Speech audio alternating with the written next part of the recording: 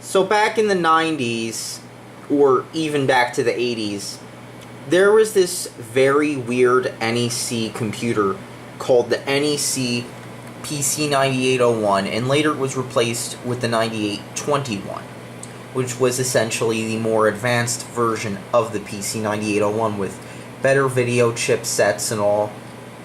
And the PC-98 series was this interesting computer.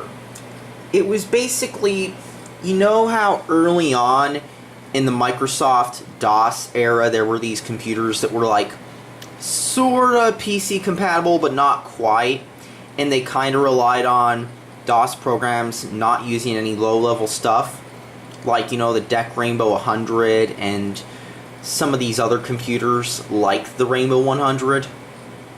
Well, the PC-98 was one of these machines, and there was actually one released in America called the NEC PC-3, I think. And the thing is, this machine line carried on towards the 90s. As you can see, this one has an Intel Pentium 166 in it. I'm considering replacing it with a faster CPU. Like, I could put a K6 in here or something, possibly.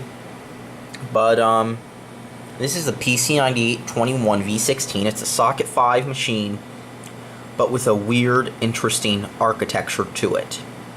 But it's better than the last PC-98 I had because it has a working CD drive, a much faster CPU in it, and yeah, you can actually install Windows on here too. And this video is going to be me showing off the weird and interesting Windows port on this machine, so I can tell you how fun it is. First, we're going to take a look at the back. As you can see, this system uses 100 volt power.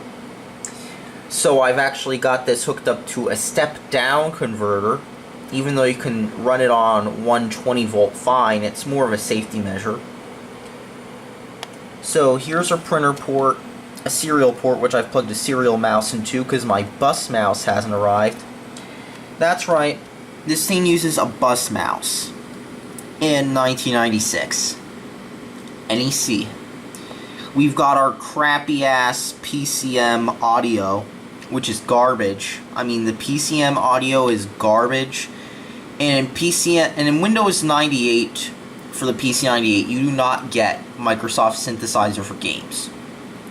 So you're stuck with no MIDI at all. So you gotta spend $100 on a C-Bus card. As you can see, those are the C-Bus slots. I removed the modem because it was making the system crash. Gotta love conflicts. So basically you have to get yourself a $100 used sound card to get audio in DOS games. PC-98. And older machines did have built-in audio that was FM synthesis and all, but the problem is this machine was made to cut costs, and I'll explain this in a second. So while this does have C-Bus slots, we have to get another sound card just to get audio out. And there's a 3-COM PCI Ethernet card. It originally had a Sys Ethernet card in it, but that was crashing, and I tried a different Ethernet card until I found out the C-Bus card was causing the issue, but the 3-COM card has very good driver support, and it works just fine here. While we're talking PC-98, we're going to take a look at the keyboard. One of the slash keys is missing because it's a Japanese keyboard. There's a few keys for Japanese input that are not present on a normal keyboard. And there's even a stop key. The backspace key is labeled BS. And the control key is sort of the Unix layout. It's where the caps lock key would be. But then the caps lock key is next to it. This is also a rubber dome keyboard, but there's no Windows key on this specific keyboard. But either way, you can still do Control Escape. Also, Graph replaces the Alt key. And if you have like Windows 9X installed, Control Graph Delete is basically Control Alt Delete. And the same goes with anything that requires the Alt key. Alright, so I'm going to be turning on the PC-98 and showing you the boot process. I had to set my camcorder to manual focus, so if this is a little blurry, that's why. 3, 2, 1, let's push the power button. It's a click switch like on old AT cases. So that's the PC-98 beep, and as we can see, it's doing the RAM test. It does a similar RAM test to most computers, like PC compatibles and all. And once it does the RAM test, and if you want to get into the BIOS, you have to hold down the help key while turning the system on, then you get a Japanese BIOS. Then it loads option ROMs, and in this case we've got a SCSI option ROM. And it has done the checks. It's found no SCSI devices. And so then it checks the floppy. If there's something wrong with the floppy, it'll just get a black screen, so you have to eject the floppy and smash the reset button. Fun. And then it starts to load Windows, or DOS. In Windows for the PC-98, already we're seeing one big difference. It uses a different boot logo with more dithering, and that's to fit within the PC-98's capabilities. Because the PC-98 has a different video chipset than normal computers did. Well, not so much this one, but older ones especially. And this version was designed to run on multiple systems. So Windows 98 on the PC gives you a nice high color boot screen. You get this on the PC-98 because older PC-98s had different video hardware. And so now we've got our mouse pointer. And right now we are seeing the login prompt. And as we can see here, it's a letterboxed screen now because I've got the monitor set to the right ratio, and we're at the network login prompt, just like you'd see on normal Windows. Let's see how long this can stay in focus with autofocus on. Probably not long at all. So as we can see, this is Japanese Windows. And it's a lot like English Windows. It's not like Middle Eastern Windows where the whole screen is flipped. Where if you've ever changed the Windows language to Arabic or Hebrew, it flips Windows. It does not do that, thankfully. But this is where it gets interesting. So right here I've got the camera pointed at the system. So as you can tell, it's a bit like normal English Windows. But then the interesting part starts when we open up My Computer. Well, first we're going to go to Properties. And as we can see here, it says, it looks normal, genuine Intel, Pentium.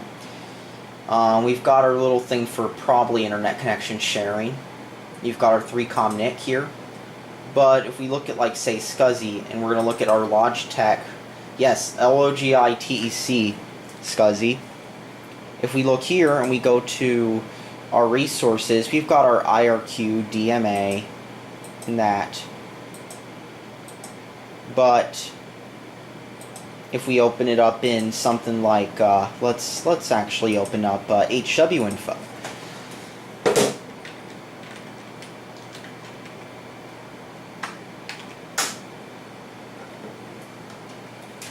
Let's open up HW info. And while we're at it, let's also go to Properties. And we're going to go here. And so this is a later PC-98, and that means it has a Trident video chipset in it, which is a decent 2D chipset for our purpose. So if we go down here and we look at, yeah, that internet connection sharing thing always seems to have a yellow thing if you install it. Let's go down to one of them. I think, yeah, SCSI. It's under C98 PNP for C-Bus. So we're already seeing some interesting stuff here because the C-Bus is sort of that weird The C bus is basically that weird, you know how I showed you the expansion cards where they pop out and you can just unscrew them without taking the system apart? That's the C bus. So here's where it gets interesting. So our CD drive is set to Q because that's what it's set as in config.sys.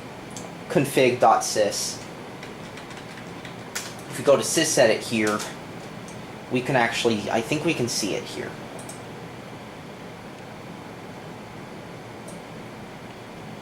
So our auto-expat has a bunch of stuff here for like CD drives. And I'm actually going to have to like try editing this a bit because it basically put the Windows 98 boot floppy stuff here. And I'll explain this in a second. But yeah, it's set to Q because that's how it was on the boot disk. But it would be C if I did not have that boot disk. So the A drive is your hard disk, the B drive is your floppy, and the Q drive or C drive is our CD-ROM drive. So this seems very bizarre because, let me explain, on a PC your A drive is your floppy, the B drive is another floppy, the C drive is your hard disk, and then the D drive is your DVD drive or CD drive. B is always reserved. But on here, our A drive is our hard drive. So we open up A, and we've got all our stuff here, our MSCDEX, our documents. And here's another interesting Windows quirk I'll show you right now. Let's go to A. Now this is on Japanese Windows.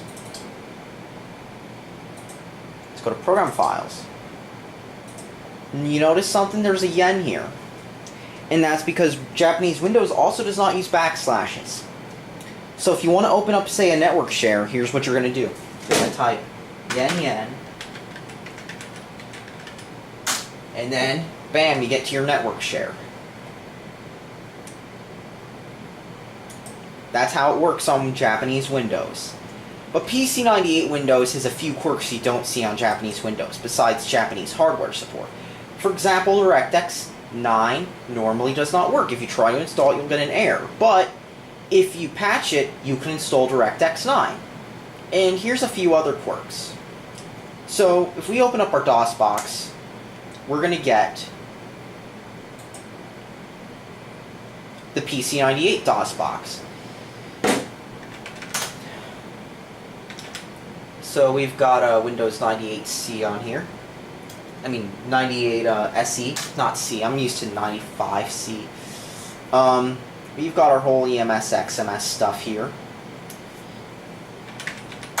The text editor looks the same as it does on PC-98 Windows. This isn't the DOS, I mean, PC-98 DOS. This isn't the normal DOS editor. This is the PC-98 DOS editor.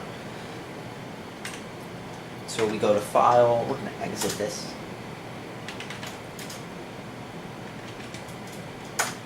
And so, well, we get a PC-98 DOS box that could presumably run PC-98 DOS games.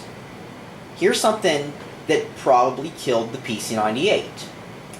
This system has Windows, and of course, if you know, the thing with the Windows and the PC-98 was, when they ported Windows to the PC-98, what happened was this. PC-98 Windows gained the ability to run normal Windows programs, something DOS on the PC-98 could not do. It could not run regular DOS programs, alright? PC-98 DOS could not run normal programs. PC-98 DOS could not run anything that was not a PC-98 program. But this system can run Windows 98 games, Windows 95 games. You want to run StarCraft on here? You want to run Half-Life on here? You want to run Unreal Tournament if you shove a Voodoo in here and a fast enough CPU that this Socket 5 board can take? You want to run Fallout on here? You want to run all these classic 9X games? Well, boom. The second you install Windows on your PC-98, you unlock the ability to run all the 9X games you could run. So you want to run StarCraft on here? You can do that on your PC-98. So sorry about this camera focusing. Oh boy.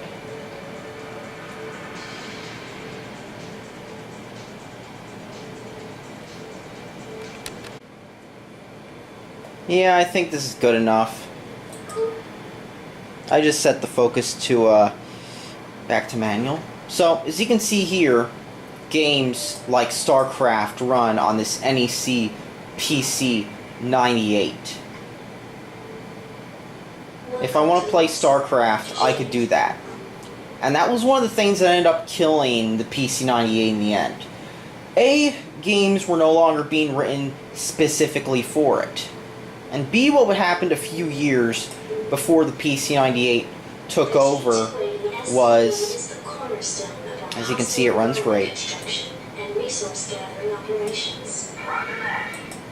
In order to build a thriving colony, numerous SCVs are necessary. Look, see, it works great. I'm going to quit this game for now. As you can see, I think I've proven the point here. But what happened was DOS-V came out in the 90s, and that allowed normal PCs off the shelf to have Japanese Windows. And so not only were companies like Compaq and HP and IBM making PCs for the Japanese market, but all of a sudden you had companies like Sony, you had companies like Fujitsu eventually, and you had companies like Toshiba making PCs. And then what happened was, next thing you know, NEC had to start making PCs too that weren't just PC-98s. And that was because PC-98s were incompatible. They needed a special Windows version.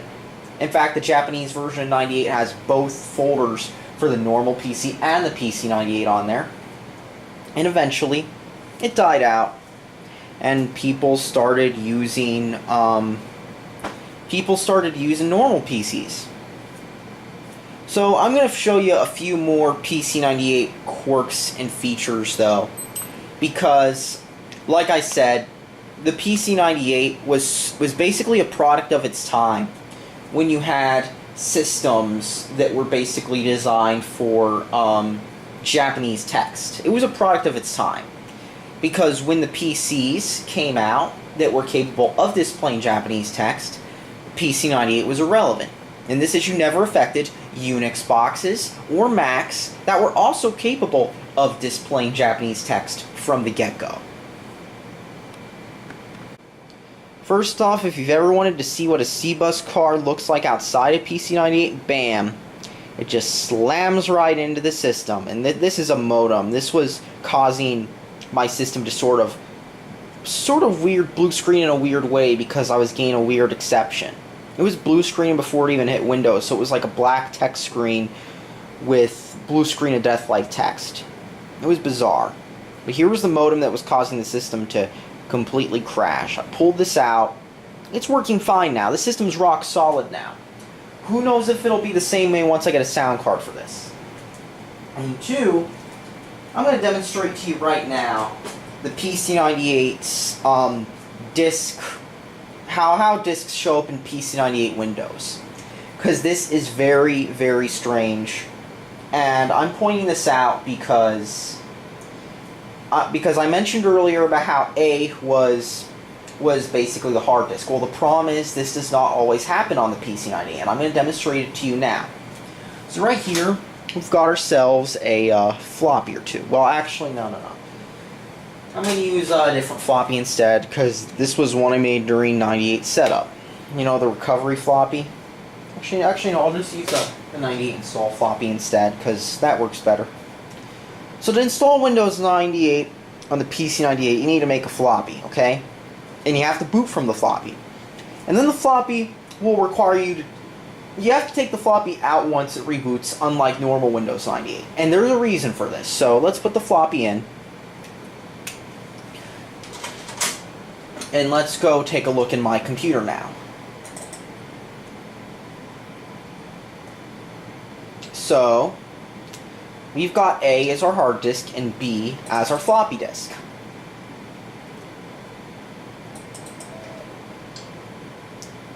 So as we can see, wow, I accidentally opened up AutoEXEC. As you can see, it really is Japanese Windows. Let's do a reboot of this. So let's reboot with our floppy disk and the B drive. Let's go here, R.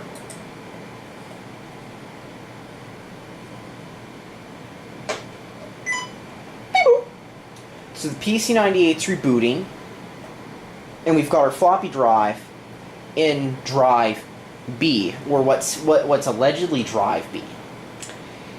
Here's why this can be a pain in the ass when installing Windows. And I spent hours trying to diagnose it. I tried wiping the partitions numerous times, because that's what common knowledge on the internet said. But when you don't know Japanese, you can make a mountain out of a molehill for something that's a simple problem. So, it's booting the floppy, and as you can see, we've got our familiar PC-98 DOS environment. We've got the Windows 98 startup menu.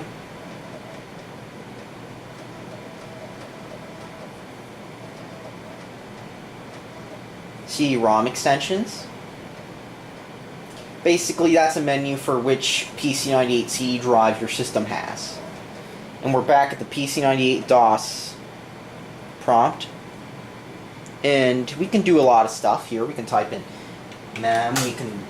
oh, yeah, I don't know why that didn't work. But let's go to dir. That's what we want to type in. So,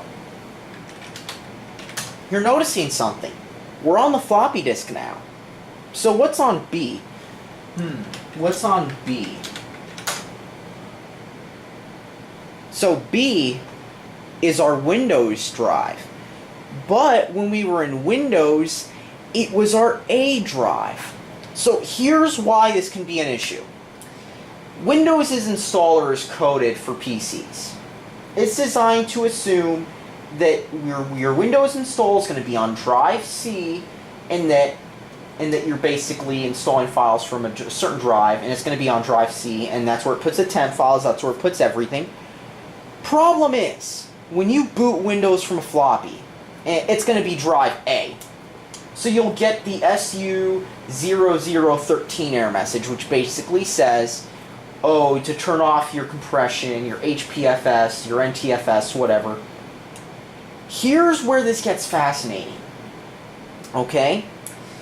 Basically, Windows' installer will actually copy the boot files from the A drive to the B drive, which is the hard disk, and then it will reboot. It'll actually give you an error message, and you'll be like, how do I get out of this? It's telling me to take the whatever. So if you don't take the floppy out, it'll just keep displaying the message. You gotta take the floppy out, press enter, it will reboot into your hard drive, which is where the floppy files were. Then it will start Windows setup. Crafty, isn't it? You have to do the same if you're doing 95. You have to do the same. Well, I don't know about DOS, but you have to do the same with 95. I think you have to do the same with NT4 and 2000 as well. Because I saw somebody online say to install 2000, you gotta do that. You gotta use the WinNT thing to do something like that. Who knows? But let's control graph delete. Let's floppy disk out. And let's try pressing F8 when this thing boots. So right now it's doing the SCSI BIOS thing. I really should dump this SCSI BIOS sometime. For like if people in the main doing stuff. Okay, so now I've hit F8. We've gotten to which option we can choose. And I think 5 is command prompt only. I bet you it is. So yeah, we're under command prompt. Dir. And let's go to B. I put the floppy back in. Bam! See, this is the PC-98's whole changing drive letters in action. It's something that only PC-98s tend to do. So we're going to load Windows. And yeah, that's the PC-98 for you. And then I'm going to shut this down, and I'm going to show you this very ominous screen. Well, I'm going to show you one or two more things I forgot to. Because PC-98 Windows is so weird. There is so much to unpack when using the system. I mean, I've considered this more fascinating than trying to use Itanium Windows. And that was a port to another non-x86 architecture. Alright, so now it's time to show you two more things. Besides, yeah, I'm going to show you two more things. So the first thing is Windows. Let's load up Canyon.mid real quick. First things first. Don't try to play back MIDI files if your system doesn't have a if it has one of those mediocre PCM pieces of shit in it, because it will not play back at all. Don't even try. Second is the shutdown screen. Oh boy. Let's turn this thing off. Now, like I said, the PC-98 does not do soft power. Now, Windows 95 has the screen translate to Japanese with the same text color and all. Windows 98, it's doing the little PC-98 blinker first. You don't even get like a nice Windows is shutting down screen on PC-98, Windows 98. You don't get that. You don't get that at all. Instead, you get this creepy, ominous red screen. Yeah, that's the PC-98 shutdown screen. Creepy red Japanese text. Yep, that's the PC-98 for you.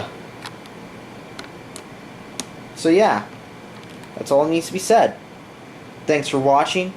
Subscribe for more.